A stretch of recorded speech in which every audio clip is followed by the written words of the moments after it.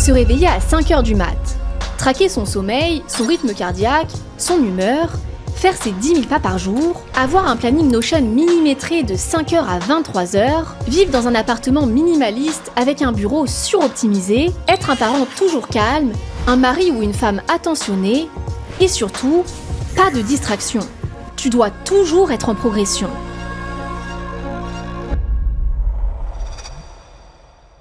Sur YouTube, TikTok et Instagram, ces vidéos sont partout.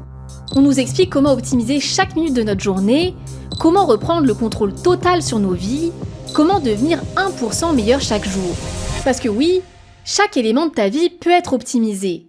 Ton alimentation, ta famille, ton appartement, ton sommeil, ton cerveau. On vit dans un monde où tout peut et doit être amélioré. Et à première vue, ça paraît plutôt positif.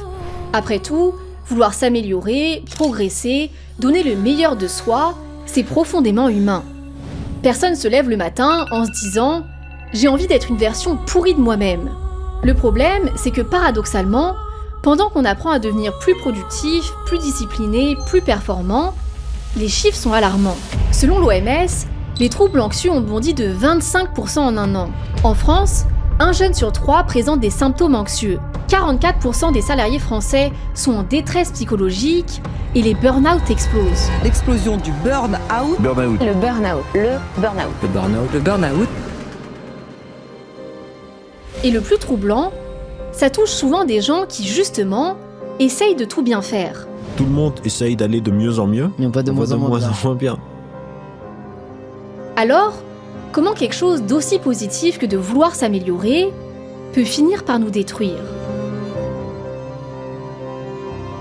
Derrière tous ces conseils pour devenir plus discipliné, plus productif, plus performant, il y a souvent une promesse qui revient, celle de réussir sa carrière. Et même si, comme on va le voir, chercher à optimiser chaque seconde de son temps, c'est pas toujours la meilleure chose pour notre bien-être, passer des heures sur la paperasse administrative quand on lance son activité, c'est pas forcément beaucoup mieux. Et c'est là que Legal Place peut vraiment simplifier les choses. Legal Place, c'est une plateforme française qui permet de créer facilement son entreprise en ligne. Aujourd'hui, ils accompagnent déjà plus de 13% des créations d'entreprises en France, ce qui est énorme. Concrètement, le principe est simple. Vous répondez à quelques questions directement sur leur site, et ensuite, ils s'occupent de toute la partie administrative. Les statuts, la vérification du dossier, le dépôt du capital, l'immatriculation de la société, tout ce qui peut vite devenir compliqué quand on connaît pas bien les démarches. Pour avoir créé mon entreprise récemment, je sais de quoi je parle. Ça peut prendre un temps infini et faire perdre patience, alors si j'avais su, je serais passée directement chez eux sans réfléchir. Surtout qu'en plus de la création d'entreprise, Legal Place propose aussi un accompagnement sur la comptabilité, ce qui est obligatoire quand on crée une société.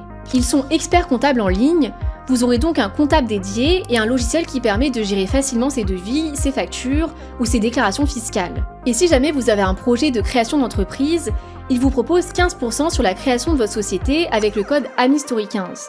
Je vous mets le lien en description si vous voulez aller voir.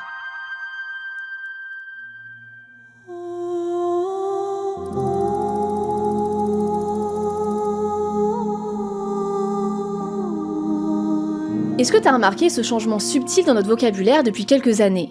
On parle plus de se reposer, on parle d'optimiser sa récupération, on parle plus de faire du sport, on parle d'augmenter sa dépense physique, on parle plus de faire de son mieux, on parle de devenir inarrêtable. Ça peut paraître anodin, mais en réalité, ça traduit un changement beaucoup plus profond dans notre société. Le culte de la performance ne concerne plus seulement le travail. Il s'est étendu à l'ensemble de notre vie quotidienne. Il suffit de jeter un œil aux réseaux sociaux, aux émissions télé, aux articles de blog, aux livres, pour réaliser qu'aujourd'hui, une idéologie domine. Chaque sphère de notre vie doit être optimisée, améliorée. Prenons le sport. Avant, on allait courir pour se vider la tête. Aujourd'hui, il faut atteindre une fréquence cardiaque optimale, suivre ses performances, analyser ses progrès, et si un matin tu cours sans montre, t'as presque l'impression que ça compte pas. On vit plus l'expérience, on optimise un score. C'est la même logique avec l'alimentation. Manger à peu près équilibré, ça suffit plus. Il faut peser ses aliments, compter ses macros, scanner chaque produit, préparer ses repas à l'avance. Et le couple et la famille n'y échappent pas. En couple, tu dois plus seulement aimer, tu dois performer. Tu dois savoir exprimer tes besoins sans accuser écouter attentivement, avoir une sexualité régulière et épanouie, des projets communs ambitieux, une vision partagée du futur. Et si vous traversez une période plus plate, si la routine s'installe, c'est plus seulement la vie, c'est un problème à résoudre. Même chose pour la parentalité. Être un bon parent, ça suffit plus.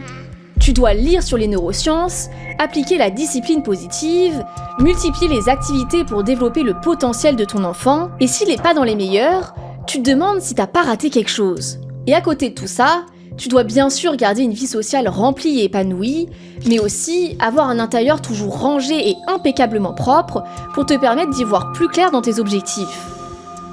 Ça fait beaucoup ? Vous avez pas tort. En fait, quand on prend un peu de recul, on réalise vite qu'il suffit plus d'être bon dans un domaine et de globalement faire de son mieux, parce que ce que la société et ce que nous-mêmes attendons souvent de nous, c'est le package complet.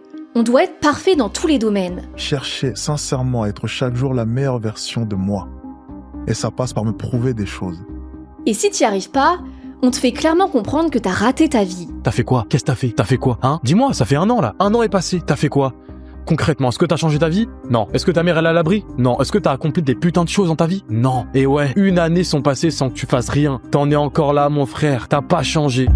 Tu devrais vouloir être dans la meilleure forme physique de toute ta vie. Tu devrais vouloir être dans la meilleure forme mentale de toute ta vie. Et si tu ne veux pas chacune de ces choses, alors moi, je ne veux même pas être associé à toi. Parce que comme on l'entend partout, le but ultime, c'est de devenir la meilleure version de nous-mêmes. On nous explique que c'est en atteignant cet idéal qu'on sera enfin pleinement épanoui. Chaque minute doit alors servir. Aucune ne peut être gaspillée. Et à partir de là, ton temps change de statut. C'est plus seulement du temps, c'est un capital. Le hic dans tout ça, c'est qu'on n'a tous que 24 heures dans une journée. Mais heureusement, dans ce type de discours, à chaque problème sa solution. Et ici, la solution paraît évidente, optimiser sa productivité. Il existe un moyen d'être tellement productif que les gens penseront que tu te clones. La productivité. La productivité. La productivité. La productivité est la clé vers la liberté. Des conseils sur le sujet, il y en a absolument partout. Et souvent, le message est le même. Si t'y arrives pas, c'est que t'es pas assez organisé. Alors, on te vend des méthodes qui ressemblent à des modes d'emploi.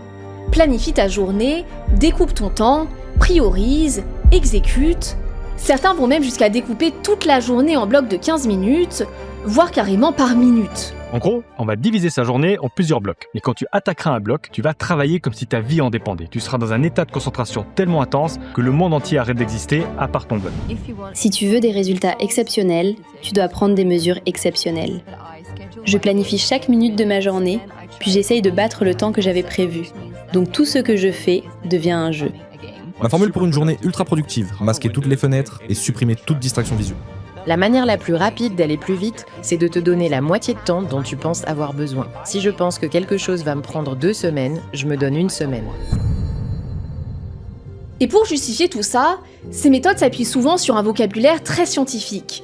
On te parle de dopamine, de neurosciences, de routine cognitive, de biohacking, comme si la vie était une sorte de machine qu'il suffirait de configurer correctement pour atteindre la performance maximale.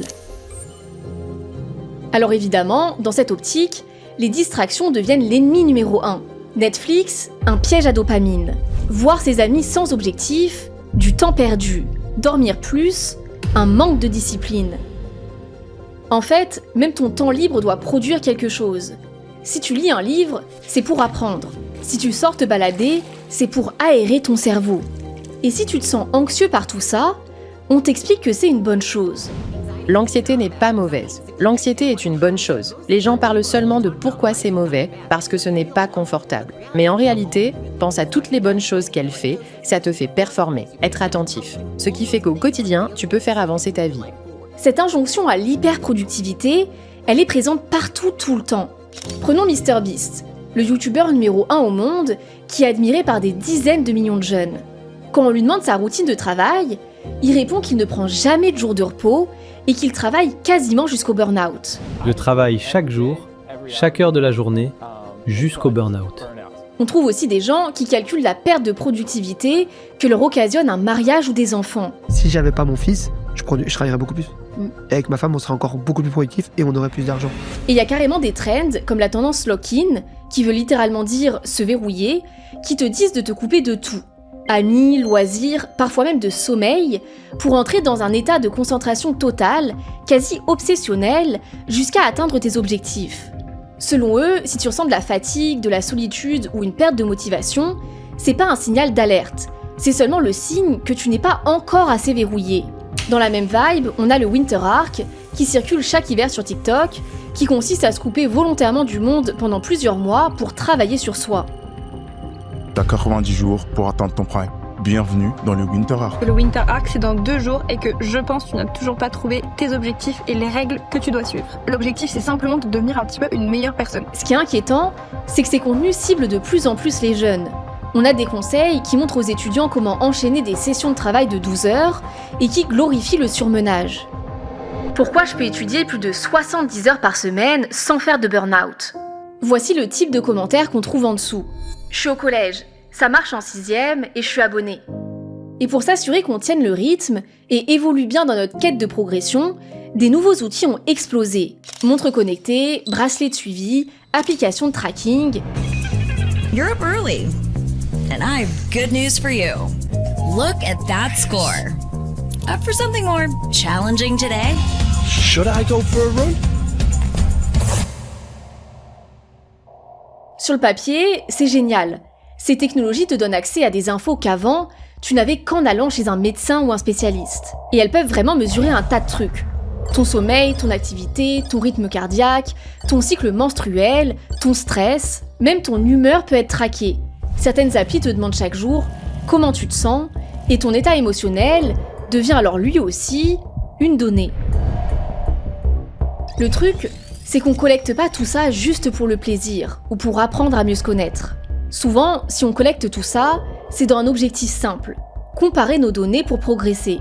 Concrètement, nos chiffres du jour sont généralement mis face à une norme ou un objectif fixé, et facilement, tu peux voir si t'es dans le vert ou dans le rouge. Et si ça plaît autant, c'est que ça marche. C'est ultra motivant. Tu coches des cases, tu fermes des anneaux, tu complètes ta journée. C'est un peu comme si ta vie entière était gamifiée. Mais ce qu'on oublie souvent, c'est que ces outils sont pas neutres. Ils traduisent une vision du monde où tout doit être mesuré, comparé, amélioré. C'est l'apogée du culte de la performance, parce que même ton corps n'est plus seulement ton corps, mais un projet avec des KPI à suivre. I'm obsessed with squeezing a little bit more out of me. I'm obsessed with taking really good care of me. I'm obsessed with wanting to be the best. There are a lot of potential paths to greatness. Et rapidement, ce double numérique peut devenir plus important que l'expérience réellement vécue.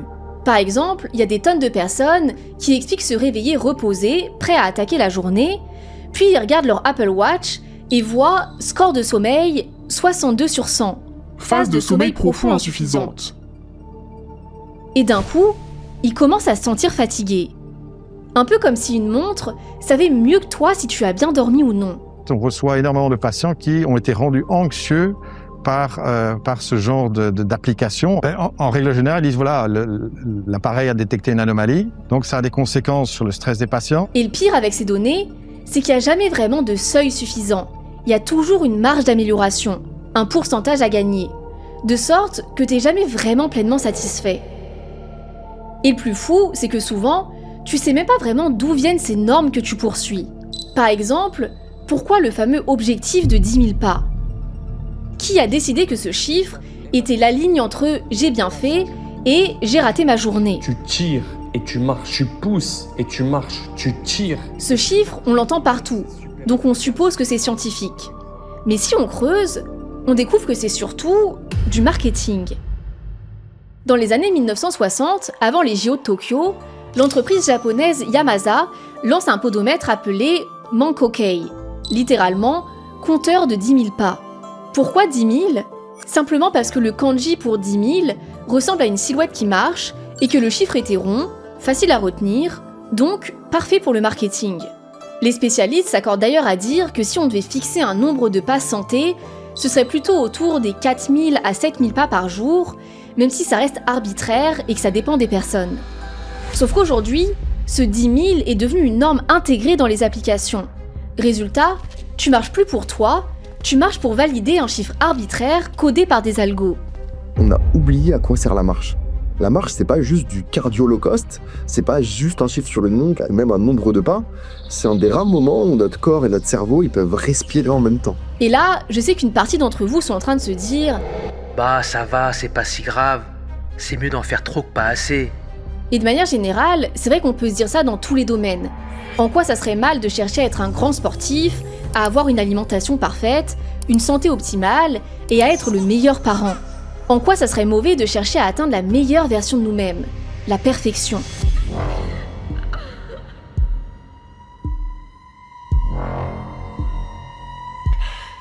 Et bah la réalité, elle est très loin de ce qu'on imagine.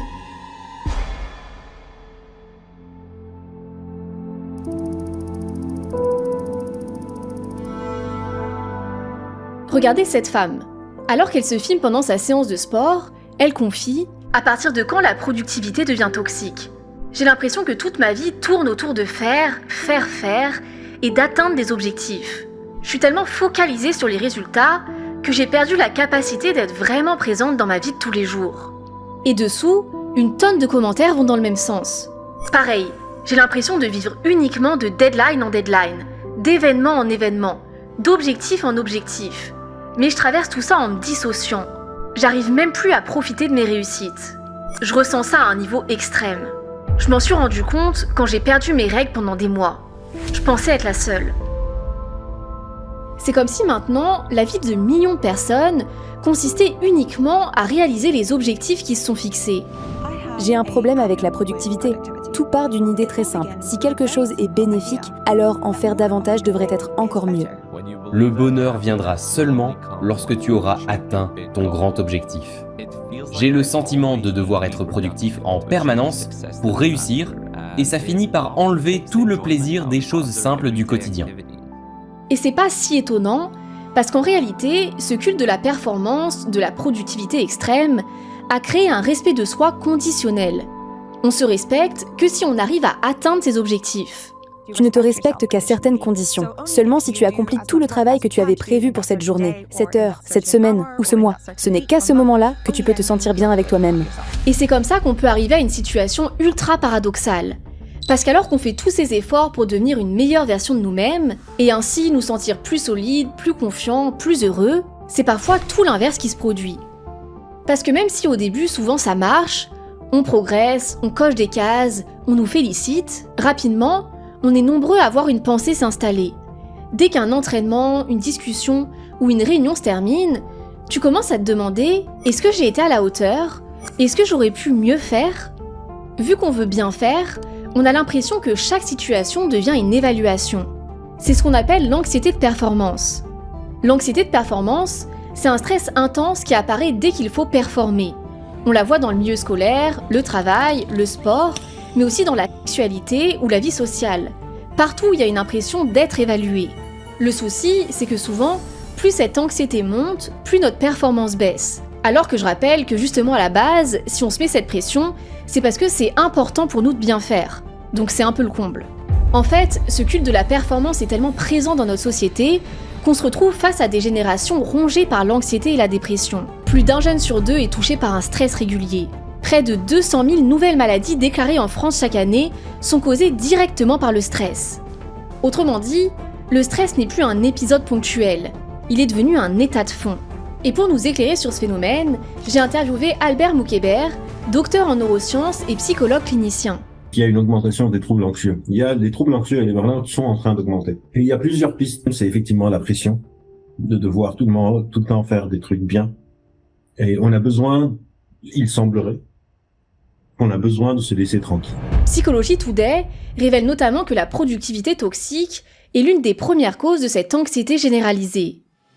Et malheureusement, en France, on se retrouve en 2024 avec plus de 9 millions de personnes qui ont pris des benzodiazépines, des médicaments généralement prescrits pour soulager l'anxiété, le stress ou l'insomnie, au point qu'on est le 2e pays européen en consommation. Ce poids est tellement présent que les psychologues parlent d'un phénomène appelé le perfectionnisme socialement prescrit. Pour la faire courte, c'est la conviction que les autres attendent de nous qu'on soit parfait. Si vous discutez avec des personnes perfectionnistes, vous constaterez non seulement qu'elles ont des exigences élevées envers elles-mêmes, mais aussi qu'elles ont le sentiment que les autres attendent beaucoup d'elles, ce qui les pousse à vouloir être parfaites. Nous appelons cela le perfectionnisme socialement prescrit. Et pour être honnête, si je tenais à vous faire ce sujet aujourd'hui, c'est parce que ça fait des années que j'en souffre au quotidien. Que ça soit le travail, le sport, mon alimentation, ou même l'éducation de mon chien, j'ai l'impression de m'écrouler sous le poids de me sentir forcée de tout faire parfaitement. Je vais pas m'étendre dans cette vidéo, mais du coup je viens de partager un réel sur Instagram où je vous partage un peu plus en détail mon expérience, parce que je sais que ça pourra faire du bien à certains d'entre vous de se reconnaître dans mon parcours et de voir que vous n'êtes pas les seuls à vivre ça. Parce que contrairement à ce qu'on pense, on est vraiment nombreux. Une méta-analyse menée sur 40 000 étudiants au Royaume-Uni, aux États-Unis et au Canada montre que ce perfectionnisme socialement prescrit a augmenté de plus de 35% depuis les années 1990. La pression sociale à être parfait n'a jamais été aussi forte et surtout, elle commence de plus en plus tôt. Des recherches menées en Allemagne le montrent clairement. Les parents ont des attentes de plus en plus élevées envers leurs enfants. À la question de savoir si leur enfant doit faire partie des meilleurs dès le début, 40% ont répondu oui, et 20% l'ont même fait avec force. Même si ça part souvent d'un bon sentiment parce qu'on veut le meilleur pour nos enfants, ça peut générer de l'anxiété de performance chez des enfants dès l'âge de 3 à 4 ans. Si c'est aussi puissant chez eux, c'est parce qu'ils peuvent rapidement intégrer l'idée qu'ils sont valorisés, voire aimés, que s'ils performent assez. Comme l'explique Tom Curran, professeur de psychologie, les jeunes perçoivent que les autres sont de plus en plus exigeants envers eux. C'est une culture de compétition qui nous rend tous malades. Résultat, on observe des enfants qui développent des phobies scolaires et refusent d'aller à l'école par peur de mal faire. On amène en quelque sorte les enfants, on amène les adolescents, mais on amène aussi les adultes à cultiver la valeur performance. La performance, c'est quoi ? C'est la manière dont un cheval de course cavale. C'est le score qu'il obtient à la fin de la course. Le problème, c'est que malgré toutes ces conséquences négatives connues, on nous encourage à ne pas écouter les signaux envoyés par notre corps. Par exemple, si vous n'y arrivez plus, on vous conseille de forcer. Comprendre qu'il faut faire les choses même si on n'a pas envie de les faire. Tu n'arrives pas à travailler, tu reportes le lendemain, tu te mets sur ton projet et t'avances. Alors, même si on sent qu'on commence à perdre du plaisir, devenir un peu irritable, fatigué, on redouble d'efforts pour tenir la cadence. Et c'est comme ça qu'on passe à côté de tous les signaux d'alerte.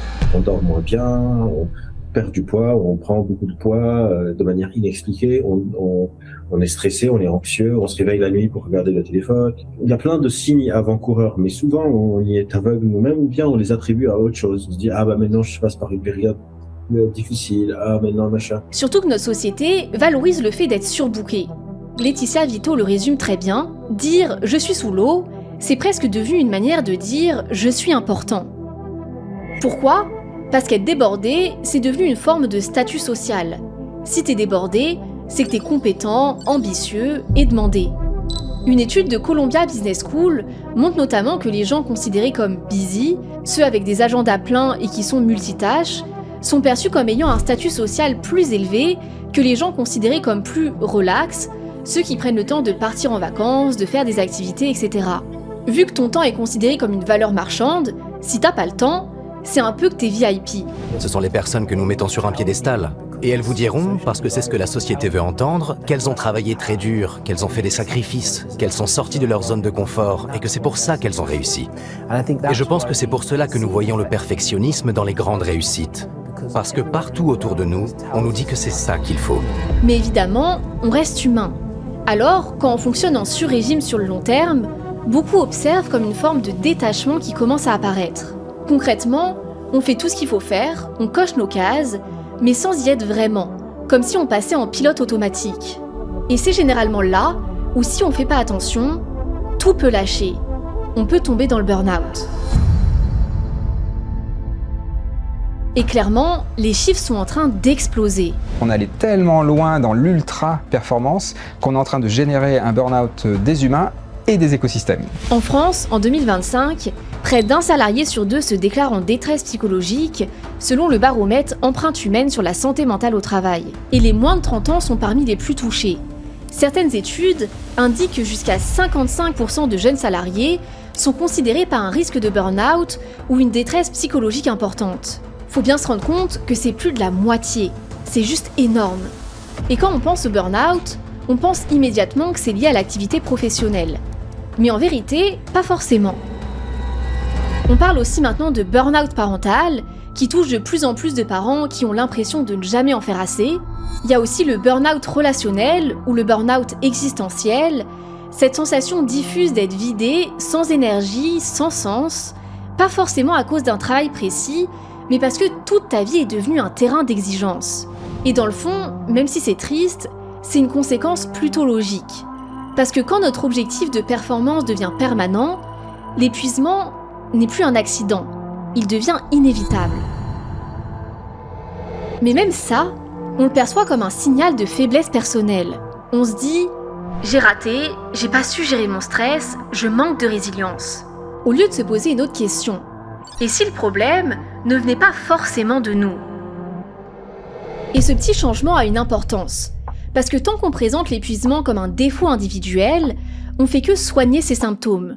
On nous propose alors du coaching express, double ta productivité en 5 jours et reprends le contrôle de ton quotidien, de la méditation optimisée, 5 minutes de méditation par jour pour réduire le stress et booster votre productivité. On essaye toujours de soigner la victime, mais on laisse subsister la machine qui l'abroie, cette course infinie à la performance glorifiée dans notre société. Mais alors, une question s'impose. Pourquoi on se met une telle pression ?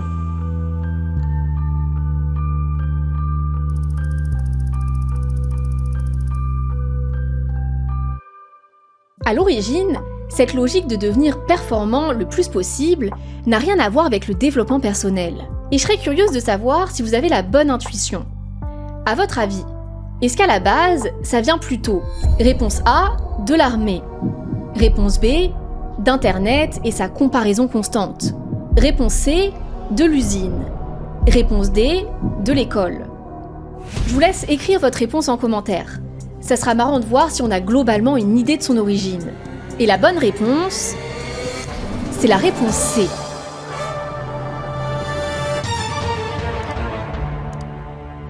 Cette logique de performance vient des usines. Au moment de la révolution industrielle, les entreprises commencent à se poser une question très simple. Comment produire plus avec le même nombre d'ouvriers ? Et pour répondre à cette question, elles vont inventer toute une science de l'optimisation du travail. Au début du XXe siècle, un ingénieur américain, Frederick Taylor, développe une méthode qui va profondément transformer l'organisation du travail. Son idée est simple. Observer les ouvriers, découper chaque tâche en micro-gestes, mesurer le temps exact nécessaire pour les accomplir, puis trouver la manière la plus efficace possible de travailler. C'est ce qu'on appelle le taylorisme.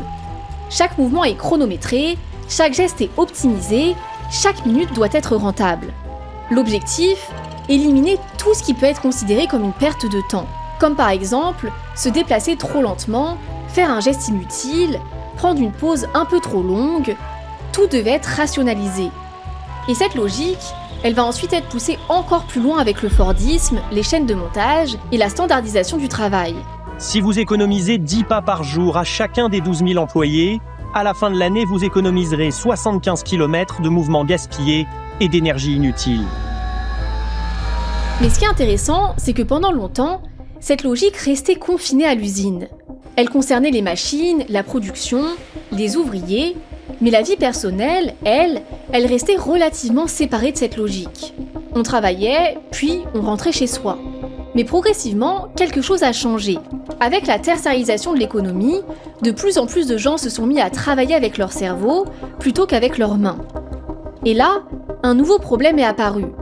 Parce qu'on peut forcer quelqu'un à porter des caisses, on peut surveiller sa cadence sur une chaîne de montage, mais comment obliger quelqu'un à penser mieux, à être créatif, à s'impliquer émotionnellement dans son travail ? La solution trouvée par le management moderne va être radicale. Au lieu de contraindre les gens de l'extérieur, on va leur apprendre à s'optimiser eux-mêmes. Et c'est là que la logique industrielle quitte l'usine pour entrer directement dans nos têtes. Améliorer la main-d'œuvre, ce qui était au départ un objectif de l'entreprise, devient de plus en plus un projet personnel. Plus de performance, plus de productivité, plus de profit. Les gens intériorisent la logique du capitalisme. Le travail, les amis, l'amour, la santé, peu à peu, tout devient objet d'optimisation et donc sujet de perfectionnisme. Comme l'explique le philosophe Byung-Chul Han, nous sommes passés d'une société qui disait « tu dois » à une société qui te dit « tu peux ». Ça peut paraître subtil, et même en soi plus cool. C'est plus sympa d'entendre « tu peux réussir » que « tu dois obéir ». Sauf que sans qu'on s'en rende compte, cette petite bascule va avoir des grandes répercussions. Parce qu'avant, la pression venait de l'extérieur. Un patron ou une hiérarchie par exemple. Mais aujourd'hui, elle vient de l'intérieur. On devient notre propre manager. On planifie notre temps, on optimise notre sommeil, on mesure nos performances, de sorte que maintenant, on s'auto-exploite. Comme si chacun d'entre nous était devenu une petite entreprise à faire tourner. Et dans cette logique, on n'est plus seulement des individus. On devient ce que certains économistes appellent du capital humain, c'est-à-dire un ensemble de compétences, de talents, de qualités qu'on doit développer et rentabiliser au maximum. Nous sommes notre propre capital humain, que nous mettons sur le marché et essayons de rentabiliser au maximum. Et en cas de doute, cela signifie simplement que nous devons apporter toutes sortes de modifications et de manipulations à notre capital initial afin d'augmenter notre valeur marchande. Et ça, c'est bien plus puissant et pervers. Parce que quand cette pression vient de nous-mêmes, elle a plus de limites. Elle nous suit partout. Au point qu'aujourd'hui, ça paraît normal de se demander si on optimise bien notre temps. Mais il faut réaliser que c'est un phénomène très récent dans l'histoire humaine. Pendant la majorité de notre histoire, les gens se demandaient pas s'ils étaient productifs. Le temps, c'était pas considéré comme une ressource à optimiser. On travaillait quand il fallait travailler, et on se reposait quand on pouvait se reposer. Maintenant, chaque minute est vue comme un investissement ou une perte. Les gars, ma journée, elle est toujours chronométrée au millimètre. Je laisse aucune place au putain d'hasard. Les gars, il n'y a pas la place au hasard. C'est d'ailleurs de là que vient l'expression qu'on entend partout aujourd'hui, le temps c'est de l'argent. Le problème, c'est que même avec les meilleures techniques de productivité, on n'aura toujours que 24 heures dans notre journée. Comme le résume très bien Albert Moukébert dans cette autre interview, si je veux être le meilleur neuroscientifique possible, malheureusement le temps est ce qu'on appelle un jeu à somme nulle, c'est-à-dire par exemple maintenant on est en train de filmer ce podcast, ça veut dire que je peux pas être ailleurs. Donc si moi je veux être la meilleure version de moi-même de neuroscientifique, ça veut dire que par exemple je vais jouer moins aux jeux vidéo. Donc je vais être une moins bonne version de moi-même en tant que joueur de jeux vidéo, ou une moins bonne, etc. Et donc automatiquement on est en train de perdre d'autres trucs. Et ça, c'est quelque chose que les injonctions à l'optimisation oublient souvent de dire. Dans la réalité, maximiser partout, c'est tout simplement impossible. Et c'est exactement là que l'une des phrases les plus populaires du développement personnel devient beaucoup moins innocente qu'elle en a l'air. La fameuse « deviens la meilleure version de toi-même ». À première vue, ça paraît plutôt positif. Qui aurait envie de devenir une moins bonne version de lui-même ? Ça paraît forcément une bonne chose de vouloir s'améliorer. Le souci, c'est que cette phrase contient aussi un message beaucoup plus cruel. Parce qu'elle suggère que ta version actuelle n'est pas suffisante. Et surtout, qu'il existe quelque part une version de toi plus disciplinée, plus productive, plus performante, que tu devrais absolument atteindre. Alors que cette version idéale, elle n'existe jamais vraiment. Parce que dès que tu progresses quelque part, l'objectif se déplace. Tu peux toujours être un peu plus organisé, un peu plus sportif, un peu plus cultivé. Autrement dit, tu te retrouves dans une course où la ligne d'arrivée recule en permanence. Plus on s'approche d'une chose, plus elle s'éloigne. Le résultat de tout ça ne garantit pas une vie meilleure. Ce truc de vouloir tout le temps faire mieux, c'est une sorte aussi de looping effect dans le sens où j'essaye d'aller mieux, mais j'ai pas d'objectif. Il y a pas une sorte de thermomètre où je dis, ou même de balance, où je dis si j'arrive, je sais pas, à 75 kilos, j'arrête. À chaque fois que j'arrive à une étape, je dis il y a mieux. Ça devient une sorte de moving target qui fait que, en fait, tu ne vas jamais arriver à te dire, ok, là c'est bien. Et ça s'applique dans plein de trucs dès qu'on se met cette pression de performance. Comme l'explique Céline Lamy, pédopsychiatre et autrice du livre « Le drame des enfants parfaits », ce n'est pas être en compétition avec les autres, c'est se battre avec soi-même. Et tant qu'on n'a pas les deux genoux à terre, il existera toujours une autre version de soi à atteindre. Et évidemment, toute une industrie s'est construite autour de cette idée. Le marketing du développement personnel fonctionne précisément là-dessus. On te montre une version imparfaite de toi-même, fatiguée, désorganisée, procrastinatrice, Puis on te montre la version optimisée, disciplinée, productive, rayonnante. Et entre les deux, il y a une solution à acheter. Un programme, une formation, une méthode miracle. Ça rapporte tellement gros qu'ils ont tout intérêt à constamment nous faire comprendre qu'on devrait s'améliorer. Ça rapporte des sous. Le business de la parentalité, le business des régimes, le business du sport, le business du machin. Là, c'est vraiment devenu, comme j'ai dit, une sorte de pression, de performance et de perfection qui, je pense, la seule justification, c'est vraiment l'incitation à l'achat et ça rapporte des sous à plein de gens. Alors que nos difficultés ne viennent pas seulement de nos soi-disant mauvaises habitudes. Elles viennent aussi de notre environnement, des conditions de travail, de la pression sociale, des contraintes économiques, de l'éducation qu'on a reçue et des événements de vie qu'on traverse. Mais dans une culture obsédée par la performance, c'est beaucoup plus simple de faire croire que tout dépend de toi. Surtout qu'en jetant un œil aux réseaux sociaux, on a rapidement l'impression que tout le monde y arrive sauf nous. Parce qu'on a l'impression que les autres y arrivent. C'est devenu une sorte de norme sociale complètement illusoire. Tout le monde ment, on dit, mais pas ment dans le sens mensonge intentionnel. Et c'est devenu très performatif. Au final, il y a certaines personnes qui arrivent, mais on appelle ça le biais du survivant. C'est-à-dire on voit juste les gens qui arrivent, mais on n'a pas conscience de la masse énorme de gens qui sont en train d'essayer et qui arrivent nulle part. Et si ce culte de la performance fonctionne autant, c'est aussi parce qu'il répond à un besoin très profond, le besoin de contrôle. Je pense qu'il y a quand même une sorte de volonté de maîtrise, d'essayer de réduire les risques à zéro, parce qu'on vit dans une époque où si on essaye d'éloigner autant que possible le risque. Et donc on se dit, si je fais tout très très très très bien, mes enfants vont être meilleurs, ma santé va être meilleure, je vais avoir moins de chances d'avoir un cancer. Le problème, c'est que la vie ne fonctionne pas comme un tableur Excel. Il y aura toujours des imprévus, des erreurs, des choses qu'on ne contrôle pas. Et quand on a construit toute notre identité autour de la performance, ces moments deviennent beaucoup plus difficiles à accepter. Parce que l'erreur n'est plus simplement une étape normale de la vie. Elle devient une preuve qu'on n'est pas à la hauteur. Mais alors, on peut se demander, c'est quoi la solution ? Certains optent pour une approche aux antipodes de tout ce qu'on vient de voir, avec le slow living, qui veut littéralement dire vivre lentement. Le slow living, c'est un courant qui propose de ralentir volontairement. On ralentit notre rythme de vie, notre travail, notre consommation, nos obligations sociales. L'idée centrale, c'est de sortir de l'urgence permanente et de remettre au centre des choses comme le repos, la présence, la qualité des relations et l'expérience du moment présent. Si on prenait enfin le temps de respirer, de vivre autrement, de ralentir et de se reconnecter avec ce qui compte vraiment pour nous, eh bien c'est ce que représente le slow life, un art de vivre beaucoup plus lent, beaucoup plus doux. Concrètement, ça nous encourage à réduire volontairement notre nombre d'objectifs, à accepter des journées vides ou non optimisées et à remettre des temps morts réels dans notre agenda. Et surtout, à refuser l'idée que chaque moment doit absolument être utile. La slow life, c'est aussi déconnecter. Ranger son téléphone, son ordinateur et tout ce qui nous rattache à ce qu'il se passe ailleurs, qui nous éloigne et nous distrait de ce qu'il se passe maintenant.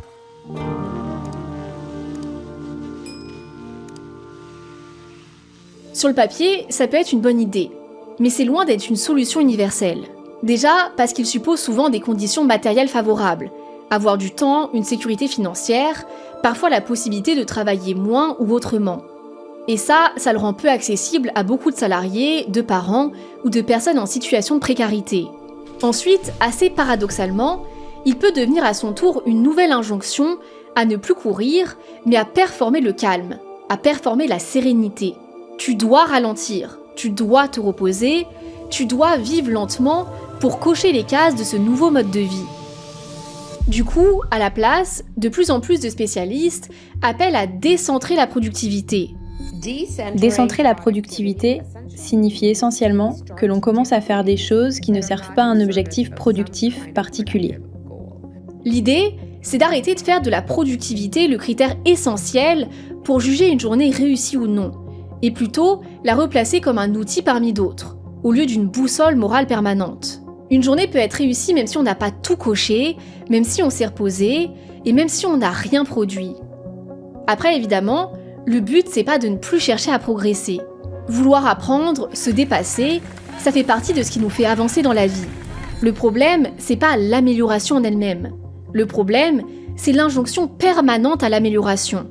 Alors je sais, la différence peut sembler subtile, mais elle est fondamentale. Parce que la vraie question n'est peut-être pas « est-ce que je m'améliore ?», mais plutôt « pourquoi est-ce que je veux m'améliorer ? Est-ce que je fais ça parce que j'en ai réellement envie ou parce que j'ai l'impression que je dois le faire pour être valorisé dans notre société ?» Prenons un exemple très simple. Aller courir.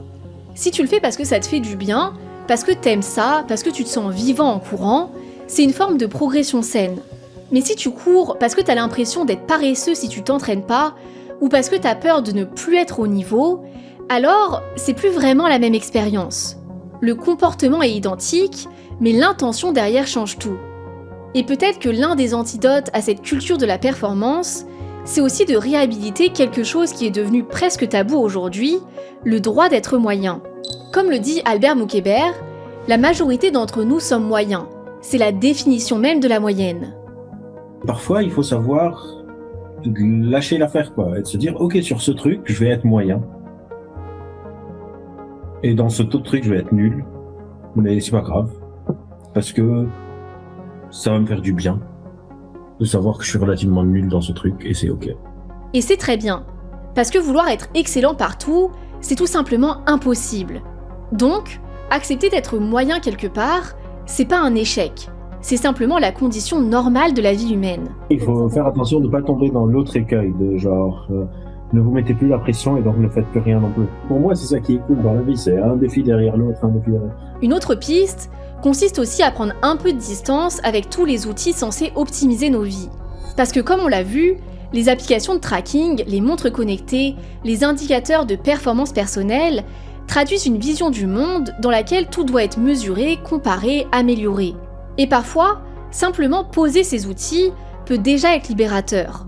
On peut courir sans montre, cuisiner sans compter ses calories, passer une soirée sans se demander si on a bien utilisé son temps. Tout simplement, faire quelque chose sans se demander ce que ça va nous apporter. Le cerveau humain a aussi besoin d'ennui, de moments gratuits et de rêvasser. Juste là, maintenant, comme je suis, je me fous la paix. Je ne cherche rien. J'ai pas d'essayer de réussir quelque chose, pas besoin de réussir à méditer ou à me calmer ou à être autrement. Je m'autorise pour un moment à juste être un être humain.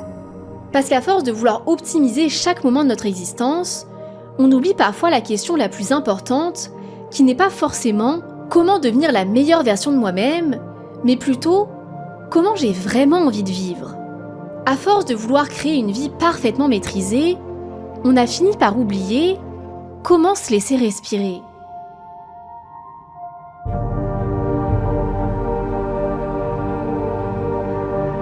Je te rappelle que si tu veux créer ton entreprise en quelques clics avec LegalPlace, tu peux profiter de moins 15% avec mon code promo AMISTORY15. Et si jamais tu veux en savoir plus sur la vision du travail en France, j'ai enquêté sur un sujet qui fait débat. Est-ce que toute une partie des Français sont devenus des assistés qui profitent du chômage ? Est-ce qu'il suffit vraiment d'être motivé et travailleur pour s'en sortir ? La vidéo est juste ici. Et nous, on se revoit vite.